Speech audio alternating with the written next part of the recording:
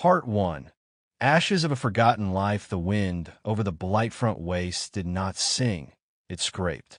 Each gust dragged grains of jagged dust over rust-colored soil, whispering against the bones of a land long abandoned.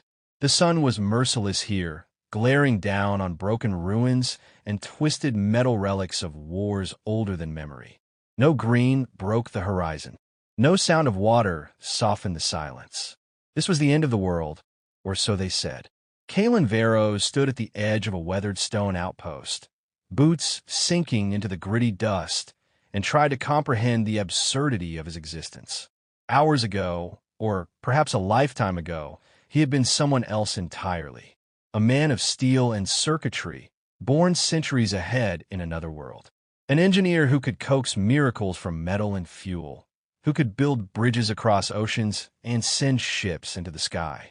Then came the blinding light, the sensation of falling, and the jarring awakening inside a body not his own.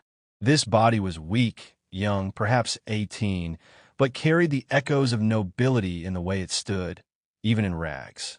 He knew the name it once answered to, Prince Kalen Veros, third son of King Aldrin of the High Court of Derivos. And he knew why he was here. The boy whose life he had inherited had been a disgrace in the eyes of the court.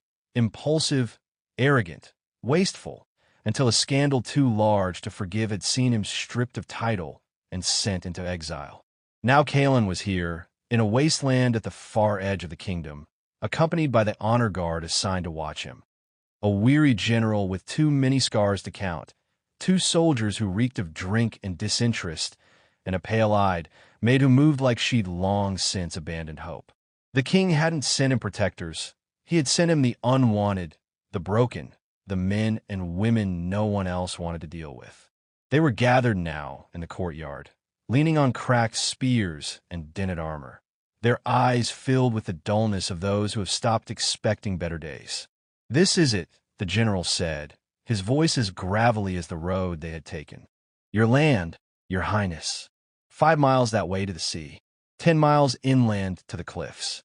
Nothing worth fighting for." His smirk carried the unspoken truth, and nothing worth saving. Kalen looked beyond the crumbling walls, and where others saw nothing, he saw potential. The engineer's mind inside him stirred, calculating the angle of the cliffs for wind capture, noting the open plains for future roads, and hearing in his mind the churning roar of engines where there was now only silence. He turned to the maid. "What's your name?" She blinked, startled at being addressed directly. "Sarah, my lord." "Not lord. Not here. Just Kalen." His voice carried neither the arrogance of the prince nor the bitterness of the exile. It was steady, deliberate. "Sarah, how many people still live in this territory?" "Few hundred," she said cautiously. "Mostly scavengers. Farmers who can't leave. Refugees with nowhere else to go." He nodded, absorbing each word. In his mind, a vision began to take shape, crude shelters replaced by sturdy houses, dust-choked paths transformed into paved roads, and in the heart of it all, the hum of industry. He would build tractors to till the parched earth, water pumps to drag life from beneath the soil, and machines that could carry people farther than they had ever dreamed. It would take time. It would take labor, and it would take belief, something the wasteland had long since lost. The general scoffed as Kalen began walking the perimeter, already sketching crude plans in the dirt with the tip of a stick. "What are you doing, boy? There's nothing here worth mapping." Kalen glanced over his shoulder, eyes glinting. "Everything worth building starts with a plan." The soldiers chuckled. The maid stared. And far out on the wind, the wasteland carried away the last laughter of those who doubted him. The sun broke over the jagged hills like a slow-breathing furnace, washing the wasteland in a harsh orange glow. The air smelled of dust, metal, and the faint brine of the distant ocean. Malric stood on the half-collapsed watchtower of his newly claimed settlement, the wind tugging at his patched cloak. Below him, life was beginning to stir, and for the first time, it was life of his making. The soldiers he had been sent with, the kingdom's discarded drunkards and deserters, now wore clean tunics and carried tools instead of rusted weapons. The cracked streets that once lay silent now rattled with the clatter of hammers, the grind of saws, and the heavy clunk of wagon wheels. He had begun with the simplest things, repairing the aqueduct so fresh water flowed again, restoring the granary so food could be stored without rotting, teaching farmers to rotate their crops to coax more life from the barren soil. But even these basics had stirred whispers. The exiled prince was building something. And then came the machines. First, the wooden planked tractor, crude by his old-world standards, but here it was a marvel. It churned the soil in a fraction of the time a man could, pulling plows like a tireless beast. Farmers who once worked from dawn to dusk now found hours in their day, and those hours they spent building, trading, learning. Word spread. Merchants arrived, drawn by the chance to sell and barter in a growing hub. Outcasts and wanderers trickled in, offering their hands in exchange for coin, food, and the safety of the settlement's walls. Malric accepted them all, asking only that they work hard and follow his laws. The old general assigned to him, a battle-worn man named Garrick, with one eye and a voice like gravel, watched the transformation with quiet disbelief. "You're building an army without swords, boy," Garrick muttered one night by the fire. "Feed a man, give him work, keep him safe, and he'll fight for you without you asking." Malric didn't answer. He didn't need to, but the more the settlement grew, the more attention it drew. Beyond the wasteland's borders, petty lords and minor kings began to send spies. They saw the rising warehouses, the whirring mills, and, most dangerously, the strange blacksmith shop where Malric worked by candlelight on designs no one had ever seen. They didn't yet understand the nature of his machines, but they understood one thing: power was gathering here. The first challenge came not with a roar of drums, but with the quiet arrival of a local trader, a broad-shouldered woman with eyes like flint. She stood before Malric's desk, brushing dust from her tunic, and said, "You don't belong here. No one sent to the wasteland builds something like this unless they're hiding a bigger plan." Malric leaned back in his chair, studying her. "You're right," he said calmly. "I'm hiding something. I'm hiding the future from people too blind to see it." Her gaze flicked to the blueprint on his desk, the outline of a steam engine. She didn't understand the full scope, but she saw enough to know that whatever this man was doing, it was unlike anything her people had seen. She didn't trust him yet, but she didn't leave either. And beyond the hills, in the courts of kings and the smoky halls of war councils, his name was being spoken, not as a forgotten exile, but as a rising problem. Part 4. Shadows over the horizon. The night the first threat revealed itself. The air felt different, heavier, as if the winds carried something unspoken. The settlement had been celebrating its first successful harvest under Malric's rule. Lanterns burned along the main street. Music played from handmade flutes and drums, and the smell of roasted meat drifted through the air. Malric stood at the edge of the crowd, watching with a quiet satisfaction that surprised him. In his past life, he had designed machines for profit.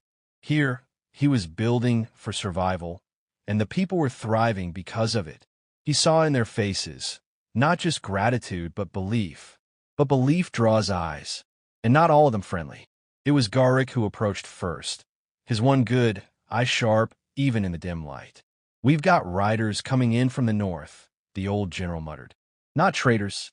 Armor's too polished, horses too well-fed. Could be scouts from Gilderan." Gilderan, one of the 15 nations, known for its opportunism and its hunger for resources. They had no peace treaty with the kingdom that had exiled Malric. If they saw value in this growing settlement, they wouldn't hesitate to claim it. Malric's mind raced. The city wasn't ready for a war, not yet. The walls were half-built, the militia barely trained.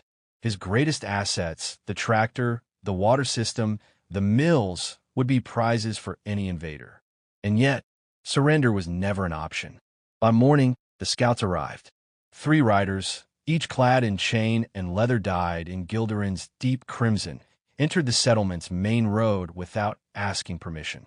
They dismounted slowly, surveying the crowd as if measuring livestock.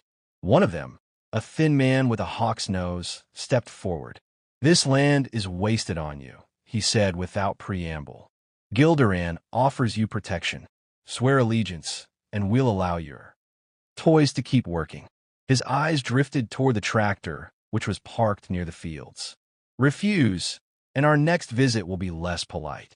The crowd shifted uneasily. Garrick's hand twitched toward his sword, but Malric lifted a hand, stopping him. He stepped forward, his gaze fixed on the hawk-nosed man. Protection? Malric's voice carried across the street, calm but edged. From what? The wasteland? I've already tamed it. From raiders? They work for me now. You come here with threats, thinking I'll kneel.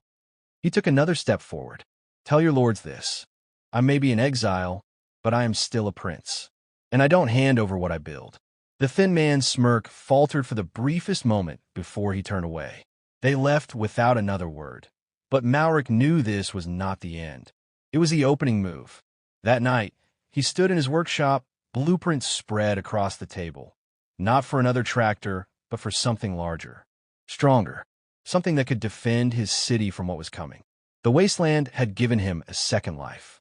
If Gilderan wanted to test him, he would show them exactly what an engineer reborn could do. Part 5. The first clash. The warning came before dawn. A boy from the northern watchpost sprinted into the city, his voice cracking as he shouted that dust was rising beyond the hills. Malric was already awake. The hum of the workshop kept him from sleeping deeply these days, and by the time Garrick burst in with the boy behind him, he was lacing his boots. How many? Malric asked. 24 riders, Garrick growled, strapping on his breastplate. Light cavalry. They're testing us. Testing. Malric understood the game. Gilderan wasn't committing an army yet. This was a probe, meant to intimidate and measure the settlement's defenses. If they showed weakness, the real strike would come fast. Outside, the air was sharp with morning chill. The militia, barely 70 men and women armed with mismatched spears and crossbows, gathered at the northern gate. Faces pale, hands trembling. Many were farmers or craftsmen who had never seen combat. Malric walked the line slowly, speaking to them not as an exiled prince, but as one of their own. You've built this city with your hands, he said. Every brick, every plank, every field, it's yours. They think they can ride in and take it because they have better armor. But we have something they don't. He gestured toward the strange, squat machines parked just inside the gate, the ones that had been the talk of the settlement for weeks. Wood and iron frames, wheels reinforced with scavenged steel, and mounted on each was a crude but functional rotating crossbow. Malric had built them from scrap, wagon parts, and sheer stubborn ingenuity. We have invention, he finished, and we have each other. The riders crested the hill, sunlight glinting off their lances. The ground shook faintly under the thrum of hooves. Garrick raised his sword, but Malric signaled the gate to remain shut. Let them come closer. At 50 paces, the mounted crossbows released their first volley. Bolts screamed through the air, striking armor and dropping men before they could raise shields. Horses reared, throwing riders into the dust. The Gilderan cavalry wheeled back in surprise, regrouped, and charged again. This time they found the ground beneath the gate scattered with crude caltrops, jagged iron spikes designed to cripple horses. Half their charge slowed to a crawl, riders shouting curses as mounts stumbled and fell. It was over in minutes. The survivors retreated, leaving the dead and wounded behind. The gate opened only for the militia to drag the bodies away from the road. Malric stood at the edge of the field, watching the dust of their retreat fade into the horizon. The militia cheered, but he didn't. This was only the first strike, and they would come back with more men, more steel. Still, when he turned back toward the city, he saw something in the people's eyes he hadn't before. Not just belief, but pride. That night, under the glow of oil lamps, Malric sketched a new design on parchment, one that would change the balance of power in the wasteland forever. The first warship of his reign. Part 6. The warship's keel the morning after the skirmish. The ocean mist rolled in heavy and cold, curling over the walls like pale fingers. Malric stood on the high watchtower, staring out toward the silver horizon. The sea was a vast, breathing thing, beautiful, but also a barrier that could either protect his fledgling city or strangle its growth. Garrick climbed the stairs behind him, still moving stiffly from the previous day's fight. You're thinking about the Gilderans again. I'm thinking about the fact that they can come from land and sea, Malric replied. We beat their riders. But if they send ships, we have nothing to answer with. Garrick grunted. The Wastelands never had a navy. No one's mad enough to try. Malric's lips curved into the faintest smile. Then we'll be first. By midday, the dry stretch of sand at the edge of the city's southern dock became a hive of activity. The carpenters were confused at first. This was no fishing boat Malric was sketching. His blueprint sprawled across 3 tables, a hull longer than any vessel the wasteland had seen, reinforced with bands of scavenged steel, and powered by a hybrid design that married sails to a crude propeller system driven by steam pistons. It was audacious, risky, impossible, some whispered. But Malric's voice carried conviction. We control the sea, and no army can cut us off. No blockade. No surprise landing. We take the fight to them before they reach our shores. He divided the workers into teams. Woodworkers to shape the hull, metalworkers to forge and fit the reinforcements, and an experimental crew under his direct supervision to build the steam engine. He even set up a small foundry near the docks, smelting down old tools and broken wagon axles into usable parts. The workforce swelled over the next week. Fishermen abandoned their nets to earn steady coin. Farmers sent their older sons to the city. Even wanderers from distant parts of the wasteland drifted in, drawn by rumors of the exiled prince who paid fair wages and gave work to anyone willing to sweat for it. Among them were craftsmen with skills Malric hadn't expected, a blacksmith from the south who knew how to temper steel for cannon barrels, a glassworker from a forgotten coastal town who could craft lenses for spotting scopes. Malric gave them purpose and resources, and in return, they gave the city a level of expertise no wasteland settlement had ever known. Not all were pleased. 2 weeks into construction, a fast rider from the Inland Watch brought grim news. The Gilderan Council had declared the city a dangerous rogue port and would bring it to heel if it continued expansion. Garrick spat in the dust when he heard it. They're afraid, Malric. You scare them. Good, Malric said quietly. Fear buys us time. But in the dark hours before dawn, he wondered how much time he truly had before the warship and the city itself would be tested by fire. Part 7. The sea's first answer 3 months after the first keel was laid.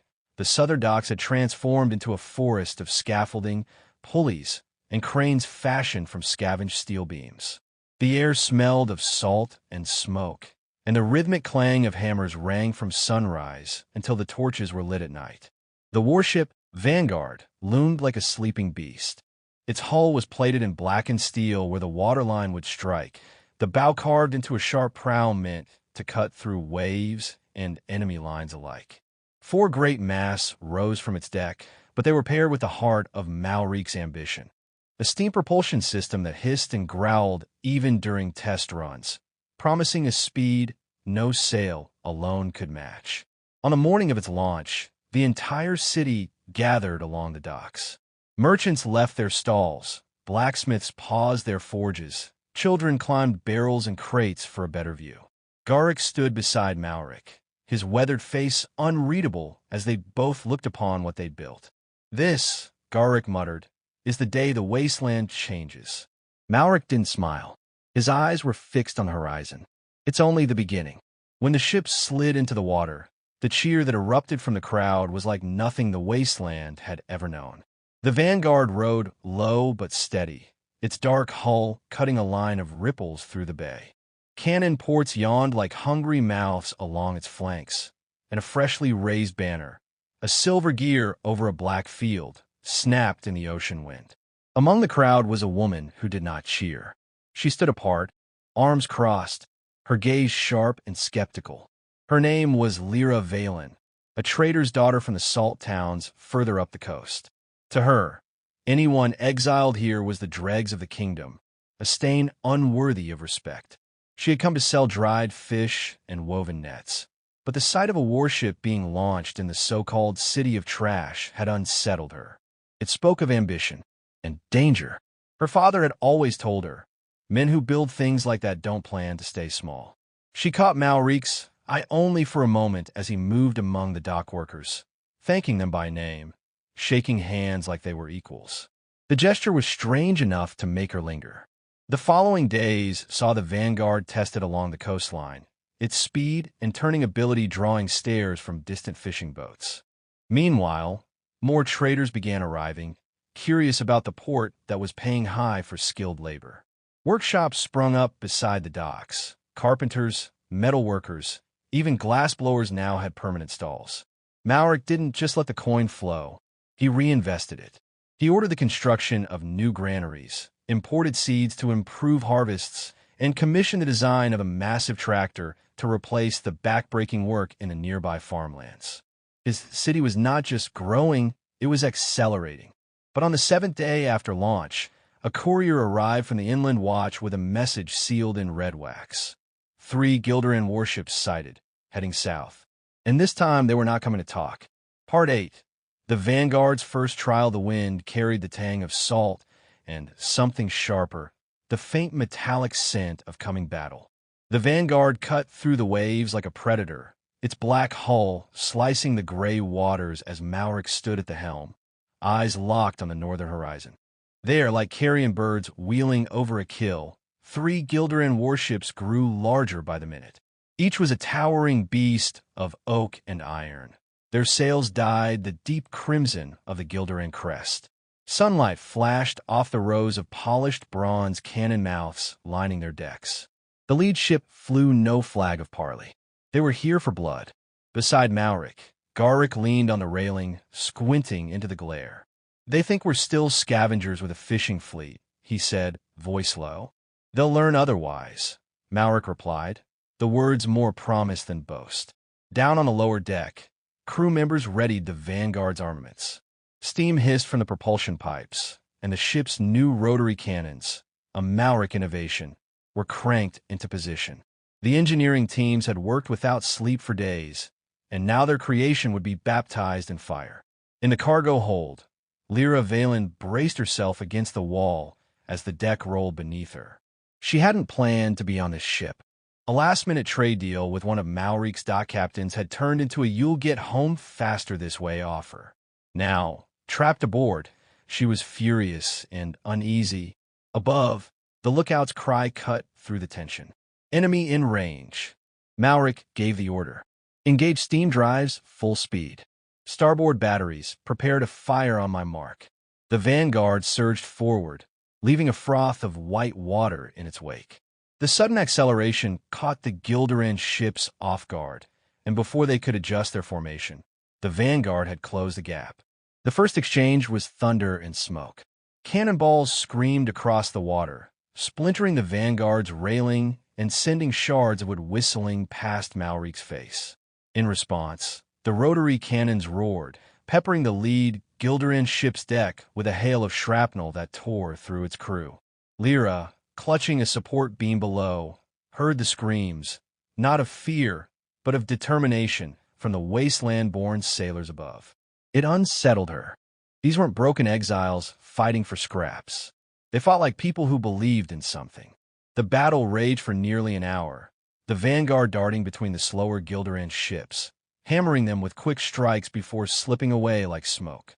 By sunset, one enemy ship was burning, another limping toward the horizon, and the third had been boarded, its surviving crew taken prisoner. As night fell, Maurik stood on the blood-slicked deck, the silver gear banner snapping overhead. The people of the wasteland had faced one of the most feared naval powers on the continent, and won. Below, Lyra stepped onto the deck for the first time since the fighting began. She saw Maurik giving orders for the prisoners to be fed, their wounds treated. He didn't spare kindness for his enemy's ambition, but he did not let them die needlessly either. And for the first time, she wondered if the stories about the exiled prince had all been wrong. The morning mist over the wasteland was thick, curling in pale tendrils that clung to the jagged ruins and stubborn shrubs that dotted the dry, cracked earth. Maurik stood at the edge of a ridge, the faint salt tang of the nearby ocean drifting in on the wind. Behind him, the escort his father had granted him, the discarded soldiers, the half-drunk general with rusted armor, and the small handful of servants who looked like they'd been pulled from the palace's punishment roster, waited without enthusiasm. The only one who met his eyes was the young maid, Lysra, her expression carefully neutral, though her eyes flickered with the same doubt as the others. The first days were the hardest. The buildings here were nothing more than collapsed shells, the people gaunt and suspicious, accustomed to being left to rot by the capital. Even the ground seemed to resist him, dry, packed hard, unwilling to yield to plow or seed. But Malric didn't waste his energy on speeches or posturing. Instead, he set to work. He drew diagrams in the dirt with a stick, strange shapes and designs no one here had ever seen, wheels with interlocking teeth, iron frames reinforced with angular beams, broad flat bodies on rotating platforms. He sent soldiers to the ocean shore to collect driftwood and salvage from wrecked ships. He tore apart rusted farm tools and hammered them into new shapes in a makeshift forge, building the first crude tractors by hand. The locals thought him mad until they saw the fields turning in days instead of weeks. The city began to breathe again. Men and women who'd been ready to abandon the wasteland returned to work, drawn by the promise of wages and food. Malric didn't just give orders. He worked alongside them, sleeves rolled up, palms blistered, eyes set on something far beyond the horizon. He built windmills to pump water from deep wells, ovens to bake bread in bulk, and granaries to store the harvest. Within weeks, the smell of fresh bread and tilled soil replaced the stench of rot. It was then that ships began to appear in the bay, not warships, but fishing boats and merchant vessels from smaller coastal towns. Traders brought salt, spices, and cloth. They left with barrels of grain and crates of smoked fish. Every coin earned went back into the city, more tools, more forges, better roads. And Malric was already dreaming of something larger. Steel rails stretching across the wasteland, connecting his growing city to the heart of the kingdom. Still, not everyone welcomed his rise. From the east came riders bearing the crest of a minor barony, soldiers dressed too well for the wasteland, demanding tribute in the name of the crown. Malric stood on the half-built walls of his city and refused them. When they tried to take it by force, they found the walls were not just for show, and that the man they thought a discarded prince had teeth sharper than any noble in the capital. The eastern riders came at dawn, their horses kicking up clouds of dust that smeared the horizon like smoke from an approaching wildfire. Malric stood on the half-built walls of the city, one hand resting on the rough stone, the other gripping a spyglass. Even from this distance, he could see the arrogance in their posture, the easy sway of men who believed the wasteland's people would scatter at the first sign of steel. The gate was shut long before the riders reached it. Soldiers, once drunkards, thieves, and deserters, now stood in disciplined ranks along the walls, their mismatched armor cleaned and repaired, crossbows cradled with steady hands. Malric had drilled them himself in the evenings, after the day's work was done, until they could march and fight in unison. When the enemy's captain called for surrender, Malric didn't answer. Instead, the heavy gates opened just wide enough for him to step through alone. He walked out with a calm, measured pace, the wasteland wind tugging at his coat. The captain smirked, as if the boy before him was no threat. "You're in the crown's land," the man said, his voice thick with contempt. "You pay your tribute, or we take it." Malric smiled, but it wasn't a kind smile. If the crown wanted my grain, they should have sent someone better. The captain's sneer vanished when Malric raised his hand. Behind him, the walls erupted with sound, metal clanging, bolts sliding into place, the deep thrum of the city's first repeating ballista being cranked to readiness. The riders suddenly realized they weren't staring at a starving wasteland village, but a fortress armed with weapons no one on this side of the continent had ever seen. The battle was over in minutes. The first volley shattered their charge. The second broke their nerve. By the time Malric stepped back inside the gates, the ground outside was littered with discarded weapons and abandoned horses. That night, the city feasted, not just on victory, but on the knowledge that they were no longer prey. The people who had once eyed him with suspicion now watched him with something closer to awe. Traders began arriving in greater numbers, bringing news of the fortress prince who had turned the wasteland into a place worth defending.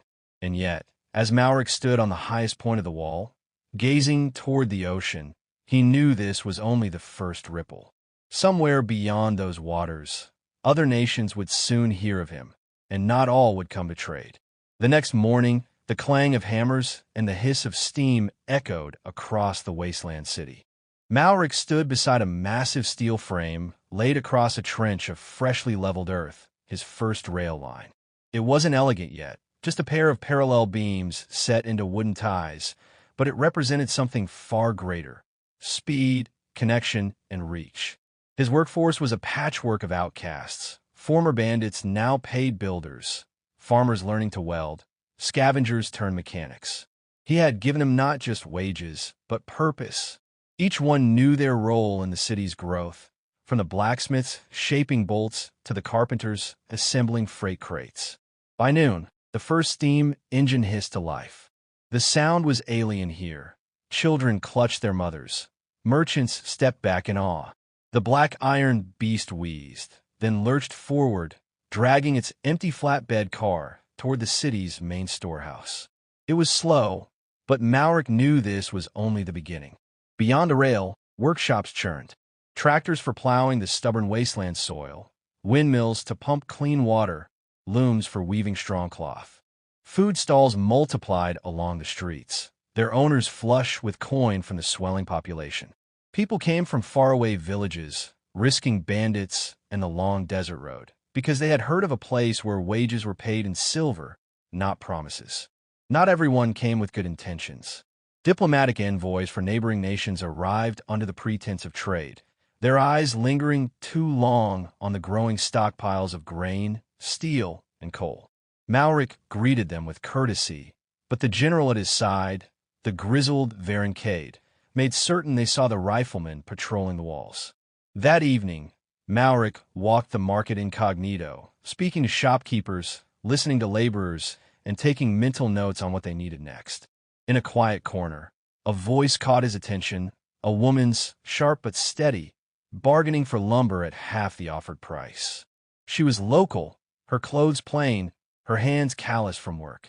She glanced at him once, her eyes narrowing in recognition, then looked away without bowing. It wasn't disrespect. It was disbelief, the disbelief of someone who had been told all their life that princes sent here were parasites, not builders. He didn't speak to her then, but he would remember her face. The wasteland wind carried no sound until it was too late, until the first torch arced over the wall and shattered against the dry earth, its flames licking upward in a sudden bloom. Maurik was at the rail yard when the alarm bells began to clang. He didn't run toward the palace. He ran toward the fire. The raiding party was small but deliberate, mercenaries wearing no national colors, but armed with steel from the forges of the northern baronies. They struck not at homes or markets, but at the unfinished stretch of track leading toward the coast. They knew exactly where to hurt him. General Varincade was already there, barking orders. Protect the boilers. If they crack, we lose months. Muskets roared, flashes of fire painting the darkness. Workers who had never fought a battle before, farmhands, bricklayers, smiths, grabbed whatever they could. Hammers, shovels, even lengths of rail. Maurik didn't hesitate. He vaulted onto the nearest flatbed car, shouting above the chaos. Hold the line. They burn the rails. They burn our future.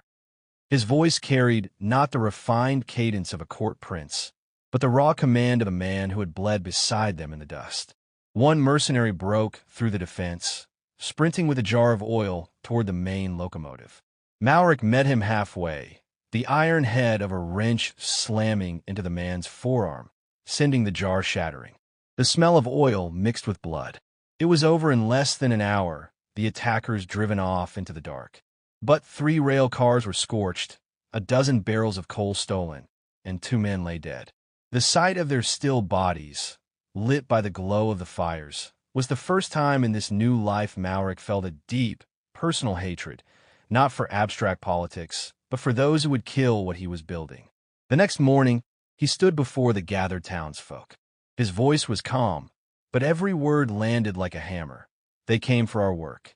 They came to turn back time. They will not succeed.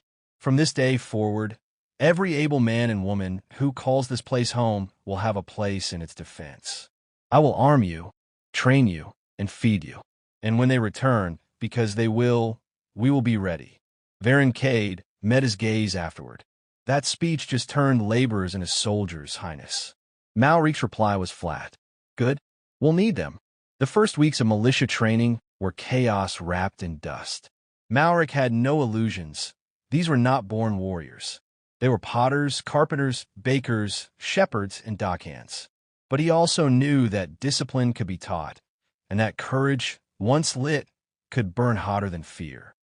Cade oversaw weapons drill with the veterans, half-rusted spears, repurposed crossbows, even a few muskets salvaged from abandoned border forts. Malric, however, focused on the part no one expected from a prince, designing the tools of war himself. Within days, the forges that had been turning out nails and hinges began producing bayonets, reinforced shields, and barrels for field cannons. The carpenters were taught to assemble wooden gun carriages. The blacksmiths were shown how to temper steel to hold a sharper edge. And in the dusty yard behind the rail station, a new structure rose, half barracks, half workshop, a place where weapon design and soldier training would live side by side. Word began to spread beyond the wasteland's borders. Farmers from struggling villages came to work for wages in the factories, drawn by the promise of food, shelter, and security. Refugees fleeing debt or war saw the rising smokestacks and heard whispers of a prince who fed his people before himself. It was during a training session that she saw him for the first time. Lyessa Varen, daughter of a merchant who had lost her caravan to bandits, had come seeking work. Her eyes were sharp and skeptical, her stance defensive. In her mind, wasteland nobles were all the same, men exiled for crimes or incompetence, left to rot until they drank themselves to death. But this one, he moved among the soldiers, correcting their stances, demonstrating a proper thrust, sweating in the same heat as the rest of them. She watched him dismantle a faulty musket, explain why the firing pin was weak, and then forge a new one on the spot. No guards hovered near him. No courtiers whispered in his ear. He was a prince, but he was working. Still, Lyessa kept her distance. Trust, in the wasteland, was a currency rarer than gold. By the month's end, the militia was drilling in synchronized formations, and the first armored wagon, designed by Malric with steel plating over a reinforced carriage, rolled out onto the streets. The people cheered, but Malric's gaze wasn't on the crowd. It was on the horizon, where distant riders on the ridge marked the presence of someone watching, someone waiting. The riders on the ridge did not come closer that day, but Malric knew they would. In the wasteland, scouts were the prelude to storms. 3 nights later, the storm broke. The first warning came from a fisherman who had been out before dawn.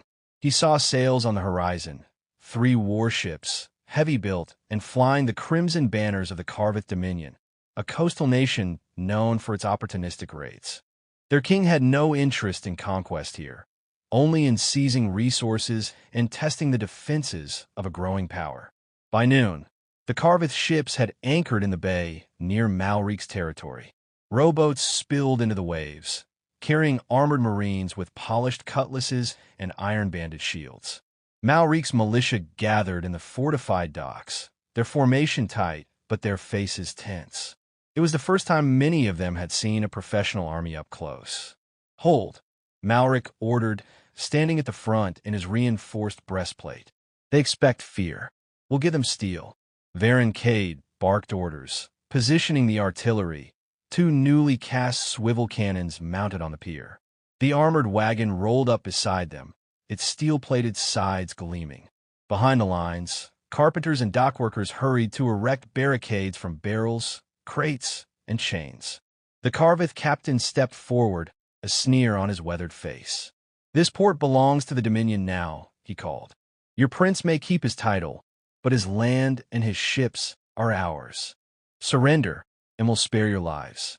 Malric's reply was calm, but his voice carried like a blade sliding from its sheath.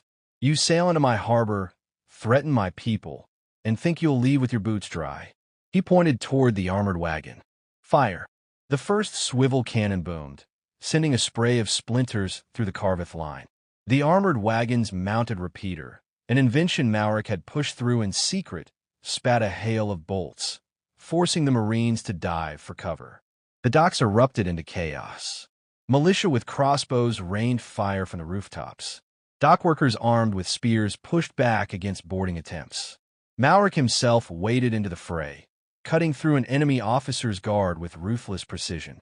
By sunset, the Carveth Marines were retreating to their ships, leaving behind their dead, wounded, and a dockside littered with broken shields. The people cheered, but Maurik's expression was cold. This was not victory, it was an invitation. Other nations would hear of this clash, and they would test him, too.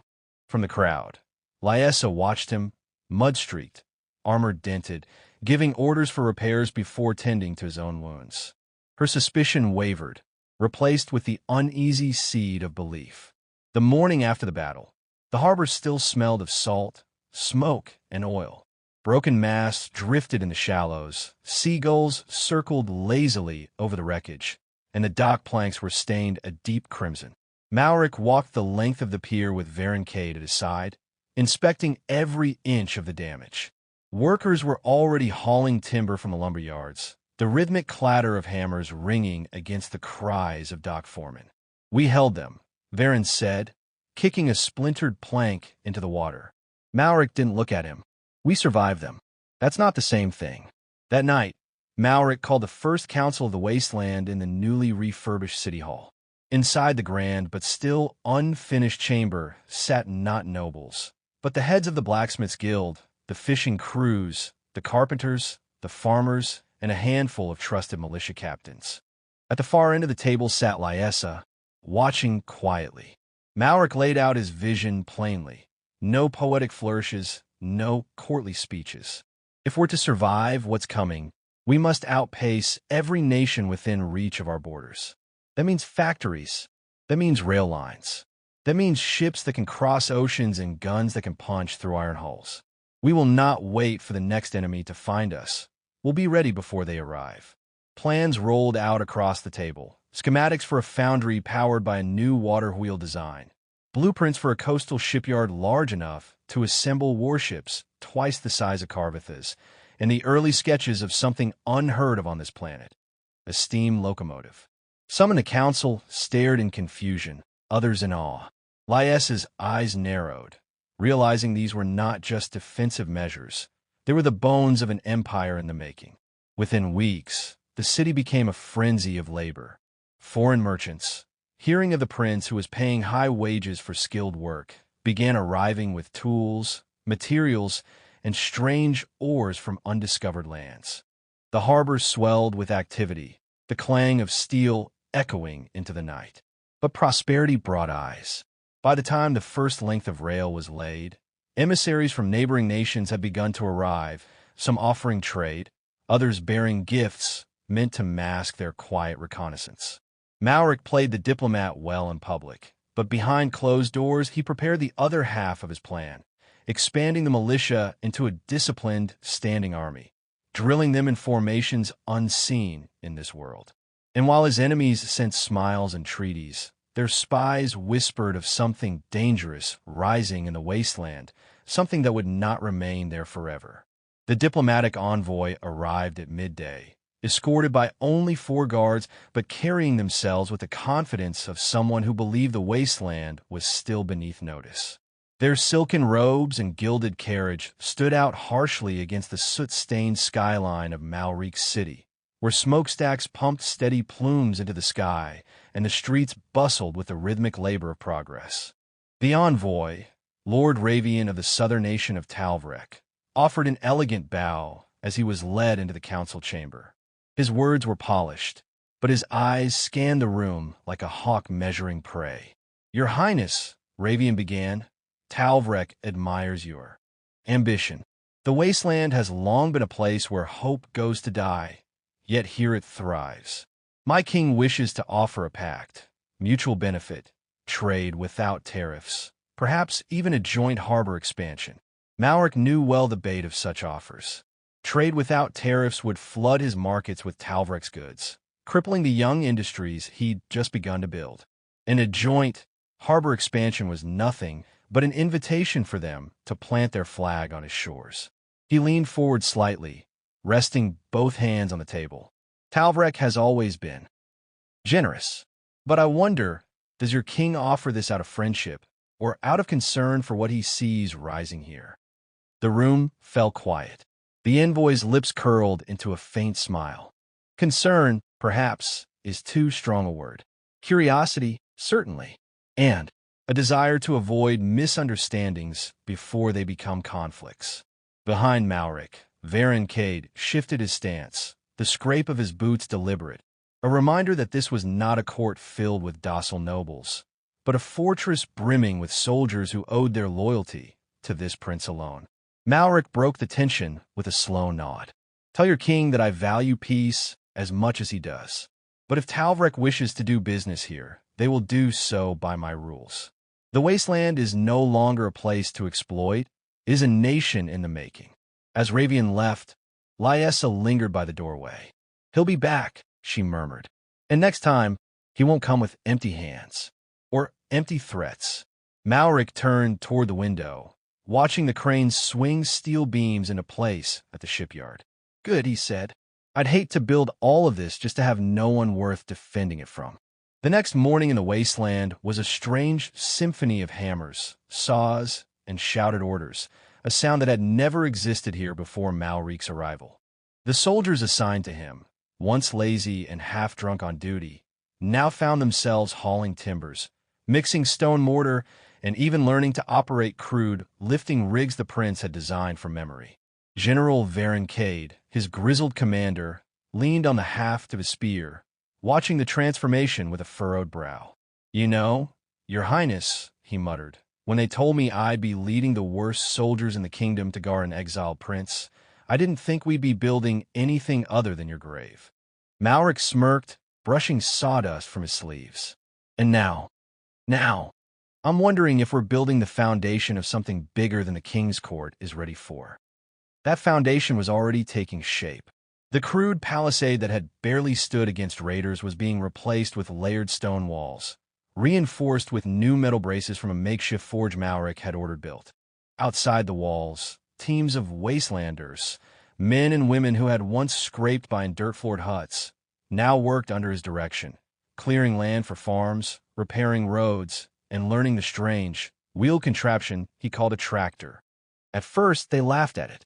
Then, when the first deep furrow of earth rolled open behind its churning blades in a fraction of the time it would take with hand plows, they stopped laughing. Now, there was a line of farmers begging for their turn to use it. The marketplace that had once been a sad row of tents now swelled daily with new arrivals. Merchants from distant corners of the wasteland came to sell goods, some out of curiosity, others because they'd heard rumors that the fallen prince paid fair coin for work. Still, not everyone was convinced.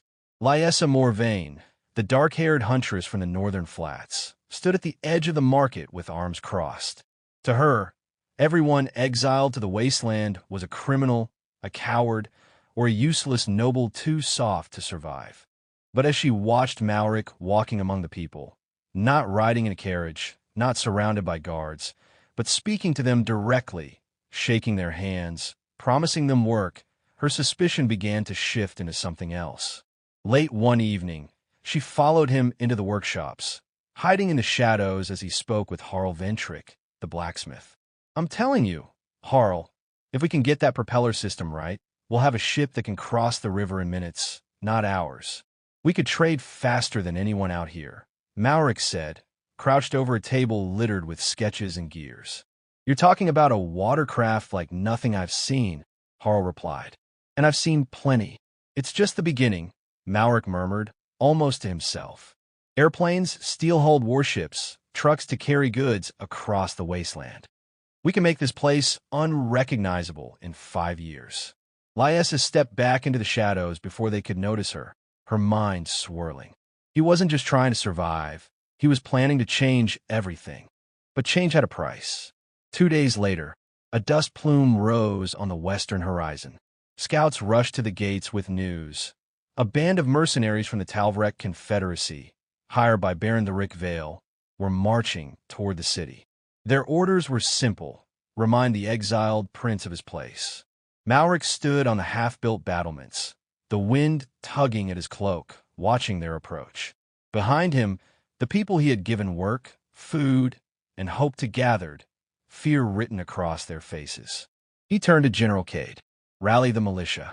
We may be the worst soldiers in the kingdom, but this is our home now. The old general grinned, drawing his sword. Let's show them what the wasteland can do. The gates groaned as they shut, sealing the city against the coming tide of dust and steel. Malric stood on the newly reinforced battlements, eyes locked on the advancing column of mercenaries. Their banners, black cloth stitched with the red falcon of Talvrek, snapped in the wind.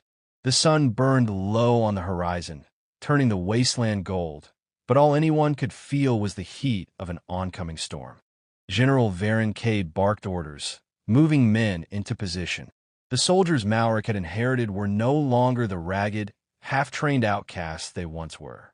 Weeks of discipline, work, and shared sweat had turned them into something closer to a militia, still green, but loyal. Their armor was mismatched, their weapons refurbished from rusted scraps, but their eyes carried a fire Malric knew well, the will to defend what was theirs. Archers on the wall. Cade roared. Spearmen, hold the line at the inner gate. Down below, merchants and workers scrambled to bring in the last of the goods from the market. Children were ushered into the safety of the granary, which Malric had secretly reinforced as a shelter weeks ago. Lyessa Morvain, bow slung across her back, moved through the streets without hesitation, helping to herd people inside, her expression hard and unreadable. Malric's voice cut through the rising tension. Remember, this is our city. This is the land they left to rot, the people they thought unworthy. If they think they can take it back with steel and threats, show them the cost. The gates shuddered as the enemy vanguard reached bow range. Arrows hissed through the air. The first volley from the walls cut down a half-dozen mercenaries, but more closed in, shields raised. Siege ladders thudded into the dirt. Push them back, Malric ordered, his voice calm but cold. He moved along the battlements with a crossbow in hand, loosing bolts with precision. Every shot found a mark. Every mercenary who dared climb was thrown back down into the dust. But the Talvrek had numbers. They surged forward, rams slamming against the gates. Wood splintered. Fall to the second line, Cade called, signaling the spearmen to brace in the courtyard. The gates burst open in a hail of splinters. The first wave poured in, cutthroats and killers armed with curved blades. Malric stepped down from the walls, blade in hand. The soldiers around him expected their prince to stay behind, but he waded into the fight without hesitation. His strikes were swift and merciless, no wasted motion, no mercy given. One mercenary who fell to his blade was still alive, gasping in the dirt, until Malric drove his sword into the man's throat without breaking stride. By the time the second wave hesitated, their momentum faltering, Malric's militia countercharged. The courtyard ran with dust and blood. When it was over, the surviving mercenaries broke and fled into the wasteland. Malric did not pursue, not yet. Instead, he ordered the gates closed and the dead gathered. The people emerged from hiding to see their prince standing in the square, his armor spattered red, his expression grim. This is the first, he told them, but it will not be the last. And the next time they come, they will find us stronger. That night, under the glow of lanterns, construction doubled. The sound of hammers and saws carried long into the dark, because every man, woman, and child knew if they wanted to survive in the wasteland, there could be no going back. The morning after the battle, the air still smelled of smoke and iron. The sun rose over walls newly stained with victory, but Malric was already thinking ahead. Victory alone wasn't enough. He needed power, permanence, and the kind of infrastructure that could turn this wasteland into something unassailable. Within hours, the central square was alive with purpose. Carpenters and blacksmiths who once worked only to keep roofs from collapsing now received new orders. Reinforced housing blocks, grain silos that could hold seasons' worth of food, and watchtowers overlooking every major road. The blacksmiths were pushed to their limits. Malric didn't just want swords and spears. He wanted machines. He gathered the most mechanically inclined among the citizens, many skeptical, and laid out sketches drawn from a mind decades ahead of theirs: trains, wheeled cargo haulers, tractors with iron teeth, and ships that could cross seas faster than any sail. They didn't understand the designs at first, but they saw the detail, the precision. It wasn't the fantasy of a desperate ruler. It was a blueprint for a future they could touch. To make it work, he opened the gates, not to invading armies, but to workers and traders from the fringes. Word spread that the exiled prince's city paid in coin, food, and security. Poor farmers abandoned their dying villages. Wanderers came with tools in hand, and merchants brought goods in exchange for protection. Every week, the workforce swelled. With people came challenges. More mouths to feed meant larger farming zones. Malric used the first functioning tractors to tear open the hard soil and planted crops on a scale no wasteland farmer had attempted before. By the third month, vast green fields surrounded the city like an emerald ring in the middle of dust and stone. The ocean to the south became a lifeline.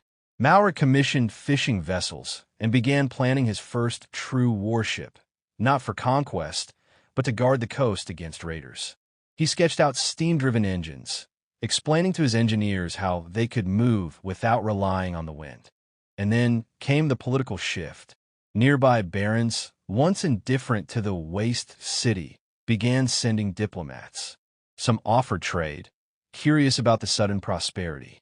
Others demanded tribute, assuming the prince would bend. Malric met them with the same iron gaze. He negotiated with those worth dealing with, and sent the rest home with their messengers missing teeth. Through it all, he never forgot the lesson of the night Talvrek's mercenaries came. He trained his soldiers harder, drilled them until their bodies ached and their shields locked like the jaws of a beast. His militia learned to handle new weapons, crossbows with faster reloads, portable cannons cast from newly smelted iron, and even crude explosives for siege defense. Late one evening, walking the outer wall, Malric caught sight of a lone rider approaching from the north. The woman dismounted, helmet under her arm, her dark hair catching the torchlight.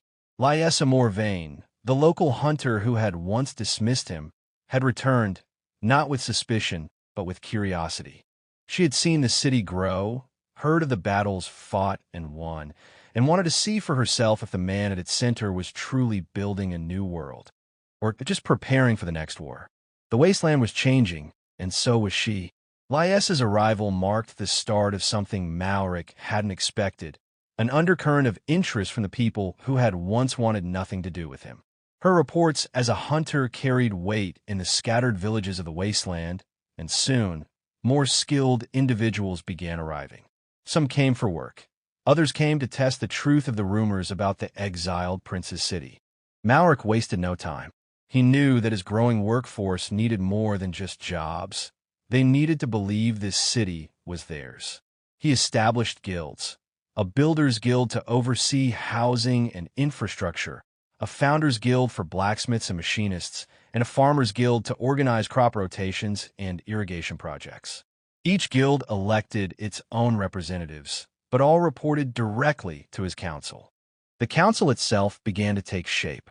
From the soldiers who had proven themselves in battle, he appointed Captain Dreven as the military's corps commander. For logistics, he elevated Erin Vass, a woman who could track shipments with frightening precision. Diplomacy went to Sarek Aldane, a silver-tongued merchant who could make even the most stubborn noble listen. And for technological progress, he reluctantly trusted his designs to Master Goric, a grizzled smith who had once called him mad, but now worked day and night on the prototypes Malric sketched. The megacity began to form not as a cluster of buildings, but as a network. Roads paved with compacted stone connected the central fortress to the docks at the ocean and to the inland farming zones. Warehouses lined the coast, and cranes, primitive but effective, loaded goods onto the growing fleet of steam-driven ships. But his enemies hadn't forgotten him. The first diplomatic confrontation came when Baron Haverick of the North sent a trade envoy that was nothing more than a thinly veiled demand for tribute. Havrik expected Malric to kneel, to acknowledge the Baron's control over all trade routes to the north. Instead, Malric hosted a grand feast for the envoy, gave them gifts, and sent them home with a message carved into steel. The wasteland bows to no one. 2 weeks later, Havrik scouts were spotted in the hills, testing the city's defenses. Malric ordered his soldiers to hold fire, but keep watch, knowing the first real test of his growing power was coming. In the meantime, his industrial heart began beating. The first steam train ran from the mines to the central foundries, hauling loads of iron, ore, and coal. The first batch of modern cannons was mounted along the southern walls. And in the shipyards, the skeleton of his first true warship began to rise, a steel-clad beast with engines designed to chase down and crush any raider who dared the waters near his domain. By the time winter's frost touched the wasteland, the city's lights, oil lamps strung along every major road, burned against the darkness, visible for miles. To those approaching, it no longer looked like exile. It looked like the dawn of something far greater. The first snowstorm of the season rolled in with a quiet malice, cloaking the wasteland in white and muting the world beneath a thick blanket of frost. But Malric knew better than to mistake this calm for safety. From the top of the southern watchtower, Captain Dreven spotted the movement, lines of men in heavy furs, their banners marked with the black stag of Baron Havrik. Havrik's envoy had returned, this time with steel instead of smiles. His army was not vast, just over 1,000 men, but in the wasteland, where most villages couldn't muster 50, it was enough to crush entire regions. And their approach was disciplined, their supply wagons well-stocked. This was not a raid. It was a calculated move to break Malric's rising city before it could fully take root. Inside the council chamber, the mood was tense. Sarek Aldane argued for stalling, offering trade, gold, anything to delay the fight until spring. Master Goric, arms crossed and soot still streaking his face, muttered that winter favored defenders and they should hold the walls. Malric, seated at the head of the table, listened without speaking for nearly an hour. Then he rose. Havrik comes to take, not talk, and I will show him what happens to thieves in my land. Orders moved through the city like fire through dry grass. Civilians were moved into the inner districts, food stores sealed, and the newly forged cannons hauled to the southern battlements.